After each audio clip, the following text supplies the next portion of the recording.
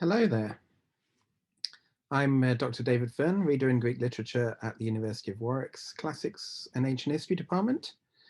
And here is my little video for you to talk you through some of my interests, some of the things I teach, some of the things that you might get out of some of your own studies in classical literature at school and coming into university. So a little bit about myself. I am, as I said, reader in Greek literature at Warwick, um, and I'm especially interested in archaic and classical Greek poetry, not as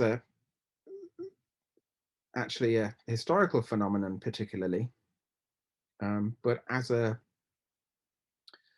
series of experiences, um, what uh, literature can come to mean for us as students of classical antiquity, the ways in which literature can help us to understand ourselves, other people, the worlds we inhabit, um, and really getting us to think about how classics and classical literature, thinking with classical literature, can actually, help us think about what art can do in more general terms. Um, so I'm going to be talking about things that may seem incredibly small, insignificant, evanescent, ephemeral, but try to show you how I think that the kind of literature that I'm interested in, I say especially lyric poetry, um, can help you recognize why these things that may seem so small and insignificant are actually um, potentially very interesting and important. So flowers and other small things, imagery and experience, classical and comparative perspectives. Um, this is partly a springboard for you, those of you who are doing classical subjects at A level, are in school, and are perhaps studying Sappho and lyric poetry in the love and relationships segment. But I'm also reaching out to those of you who maybe are thinking about doing classics at university, but haven't experienced very much of it, but have, other experiences of literature and art, reading more widely, perhaps in English literature particularly. Um, so what I'm interested in trying to do here is to try to enact the sense of why experiencing and thinking with texts is fun and life affirming and enjoyable, and joyful. So I'm interested in helping you kind of read and attend to what literature can do through the experiential joy of what literary texts are and how they make us think things. And so I'm going to be focusing on imagery, the relationship between imagery and experience, with a particular focus on flowers and the imagery of nature. So I'm going to talk you through three texts, two classical ones and one very much non-classical one. And there's a bit of bibliography at the end and a link to a series of links to the modules that I teach at Warwick, both undergraduate and taught master's levels, as that springboard into helping you understand how reading can broaden your horizons a little bit and think about doing an art subject at university, particularly classics. I'm starting from this very much, again, non-classical perspective from Rita Felsky in her book Uses of Literature. Rita Felsky is an English literature professor in North America. She's interested in reflecting in a contemporary setting on what literature has to offer, what its powers are, or at least what its claims are. And I think what I want to try to demonstrate today is the way in which uh, the modes of expression of literary texts help you ask questions about it and about yourselves. So Felsky here on page 62 of Uses of Literature says, literature seems, and I've put that in bold, akin to sorcery in its power to turn absence into presence, to summon up spectral figures out of the void, to conjure images of hallucinatory intensity and vividness, to fashion entire worlds into which the reader is swallowed up. Now, for me, what's interesting about this is the sense in which the seemingness of literature is important here. Right? What is special about literature is its ability to make those claims upon you, but also preserve the doubt about the extent to which you can possibly be swallowed up into these entire worlds of experience. Why this is important and interesting to me is it speaks to me as a classicist, because it also speaks to me about my relation to the ancient material, indeed the ancient worlds, which classical texts, and being a classicist allows me at least a sense of access to. So thinking with literature helps inform my own, and hopefully others, impressions of what being a classicist even might be. So this is, you know, hopefully a sense from it, well, hopefully a sense will emerge from what I'm saying here of the importance of classics and the importance of reading classical texts more broadly for its purchase on issues in the appreciation of art and texts, much more widely than simply about going to going to classics to have all your questions answered about the ancient world. From my perspective, thinking with ancient texts is about the questions that they can ask us today, not about going, dipping into the well of antiquity to find out all the answers to what the ancient world was actually like.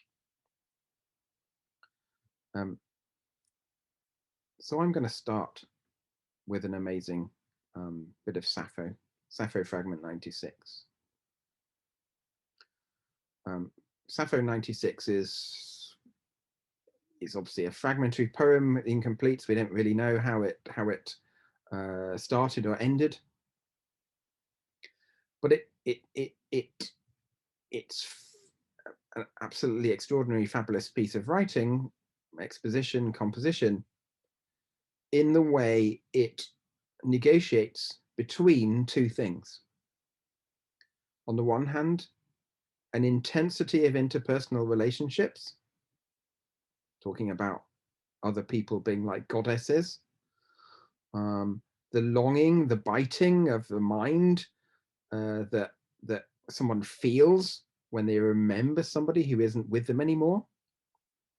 So on the one hand, that intensity of personal feeling, interpersonal relation, and on the other hand, the extraordinary ability of Sappho to enact a sense of detail in the natural world as in part a vehicle for explaining and understanding, helping us to feel the intensity of those interpersonal relationships, the power of the sense of not only feeling, but also loss that comes out in this poem.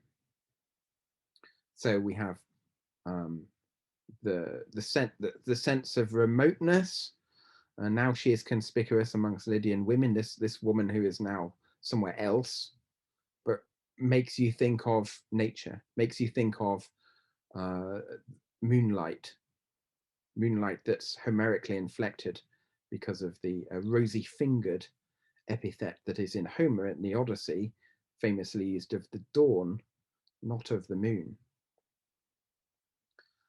The spread of the light of the moon kind of enacts the feeling of separation, but also memory, in a way that all of that light spreading over these fields full of flowers makes all those minute little details, as it were, come to life, be felt. Right? The dew pouring onto roses and chervil and sweet clover. That extraordinary detail that is enormously evocative and lyrical because of its manipulation of and its ability to somehow figure personal feeling, human personal feeling. That's something that's distinctively, intensely lyrical about how Sappho feels and how we experience Sappho feeling, how we experience lyric poetry as enacting senses of feeling and personhood. And that's deeply associated in Sappho's poetics, how Sappho's poetry works, through the idea of consolation. And how Sappho's flowers, the imagery of flowers that feature very frequently across Sappho, seem to be about a poetic means of offering consolation. And this comes across in the work of the classicist Mark Paine, thinking about Sappho's flowers as consolatory, as he says, cultivating the feeling that one is not at home in the world in the way that flowers and grass are at home in it, is a way of coping with the loss of those features of one's lived experience that make the world feel like home. So across Sappho, the importance of the momentary illumination of flowers, however ephemeral they are,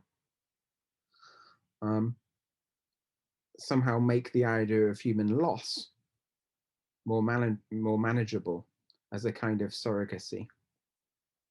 As I say here, flowers in a landscape stand in for or act as, however feeble, surrogates for the things we have lost. And literary texts, especially perhaps lyric ones, enact this surrogacy, but also invite reflection upon it. One of the ways in which feeling about imagery in Sappho makes a huge difference. Why that matters is because you can't strip away, the lyric detail, the formal detail of Sappho's lyric poetry in order to make sense of Sappho. It doesn't make sense to kind of, read past the imagery to think about what Sappho was really like. It makes sense to read Sappho through and with the imagery to understand the kind of experiential kind of complexities that Sappho's poetry is interested in fostering. What I also say here is that literary flowers may also articulate but mitigate our own mortal sense of distance, as from the natural, so too from the dead or departed, and so too by extension for the ancient and the classical, just coming back to what I said earlier. And also, and this is not only true of ancient lyric texts, but also true of much more recent, perhaps lyrically inflected kinds of writing, is that literary attentiveness to small details and differences in the world can help us understand ourselves, as well as our relations to others, in the worlds we inhabit or might wish to inhabit. So the sense in which that wish fulfillment is something that makes literature always about desire of whatever kind. So here's my swift reference across to a very different kind of text. Right? This is a piece from Virginia Woolf's famous novel, The Waves, written in 1931.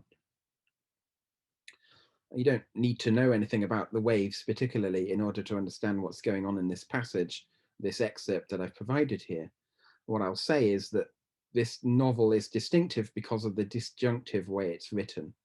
It offers reflections on 6 different characters, fictional characters in the novel, but that those 6, each different kinds of experiences as articulated by the characters, are interspersed with a sequence of natural reflections marked as set apart in the novel from the character's experiences by italicization and setting out from the narrative context. Here we have in this, across these couple of pages of Woolf's novel, an intensity of detail. The birds feeding in the garden, right? In those first two paragraphs, enacting a range of different kinds of experience, the way that the text is able to invite us to think about how the birds experience their world. And then it moves into thinking about how the light of the sun affects the experience of, the imagined experience of a room illuminated by the light coming through a window. And it focuses on a flower. The real flower on the windowsill was attended by a phantom flower, yet the phantom was part of the flower. For when a bud broke free, the paler flower in the glass opened a bud too. There's a sense here of multiplicity, experiential multiplicity, enacted first through the imagery.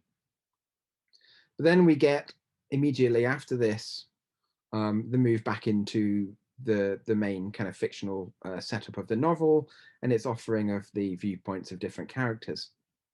And here one of the main characters, Bernard, talks about his life at college, talks about complexity. And the experience and understanding of who he is as a person becomes multiplied, multiplicitous, right? The novel as a whole, through the experience of characters like Bernard and the experience of those sections of natural imagery, gets us to think about human consciousness as a multiplicitous, dynamic thing.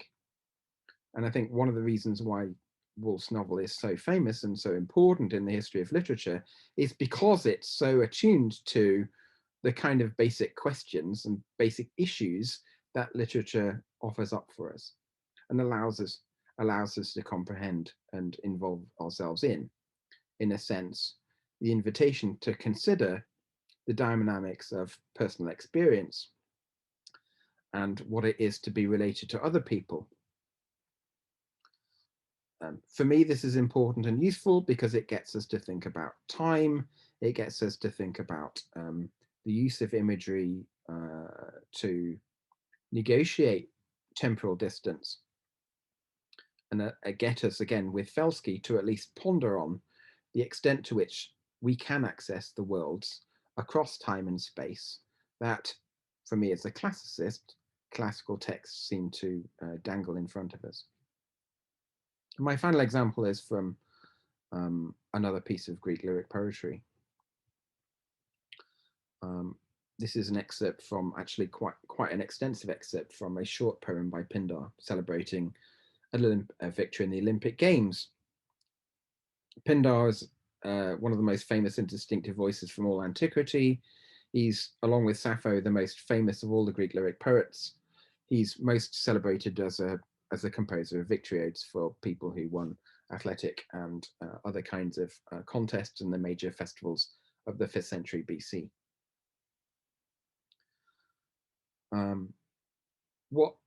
What matters to me about Pindar here, in a way that frankly is often overlooked for those who look to Pindar for historical knowledge about athletics and sport and religion and all the rest of it, is what matters to Pindar is imagery and experience. In order to celebrate and make his, the moment of success that he's celebrating have any purchase, Pindar opens up his poem out to a much fuller range of human experience and human attitude and human feeling. And he does this through imagery, partly through this extraordinary opening. Sometimes people need winds, at other times waters from the heavens, rainy children of the clouds. Setting out a kind of implicit contemplation of nature as a vehicle, as a means to open up the poem into the specific moments of success and the importance of celebrating that, the joy of celebrating individual achievement, especially for Olympic victors. It's interesting how human flourishing, human joy of success, then itself becomes attracted into that original natural imagery, right? It is through a God's favor that a man blooms in wise understanding, as in all things. Ek theou daner sophice, and they rapides in homoios. So the song that Pindar is writing here to adorn and celebrate and be an addition to the golden olive crown of victory that Hagesidamas of Western Lochroy has won in 476 BC, preserves beyond the ephemerality of any kind of, historical means of celebration and the trappings of success, a kind of feeling of experience, right? Pindar is interested in, exposing, exploring, and opening out the sense of what a victory can mean, a specific moment of success can mean, by allowing us to investigate and question our own complicity in that experience as part of what it is to be a human being across the full range of human experience of the world, from the opening of the poem onwards. So sometimes people need the winds the most, at other times waters from the heavens. So sailors, gardeners, we need rain. We do, sometimes we do need rain. Perhaps not right now in May 2021, but there we are. Okay, so that's just me chatting to you about the range of kinds of things that ancient lyric texts can get you to think with through imagery, but also, part of what it is to be involved in thinking with literary texts at all, across time and space. So there's a page of references here. Some of my own work on lyric poetry, the translations, some of the translations I've referenced here, but also kind of a gesture towards kind of comparative literature too, with thinking about modernist fiction and Virginia Woolf. And finally, just a quick slide on the modules that I teach at Warwick currently. So I teach bits of the first year Greek Culture and Society course, which introduces students to of whatever range of experience of classics previously to a full range of issues across politics, society, religion, literature, yeah, all kinds of different things as a first year course. Then I have two specific second year and third year honours modules on my own research interests. So a module on Greek lyric poetry, but also thinking about the politics of literature in archaic and classical Greece, from including comparative literary perspectives. I teach advanced level ancient Greek language in the department through the Greek literary texts module for students, some of whom come to the department with A-level Greek, but also to others. And I'm also very much involved in the teaching of our Taught Masters program as the co-convener of our new Ancient Literature and Thought degree, which is fabulous, very contemporary, cutting edge in all the right ways for thinking about what classics can do for you. Okay, I will stop there. Many thanks indeed. And please do get in touch if you've got any further questions.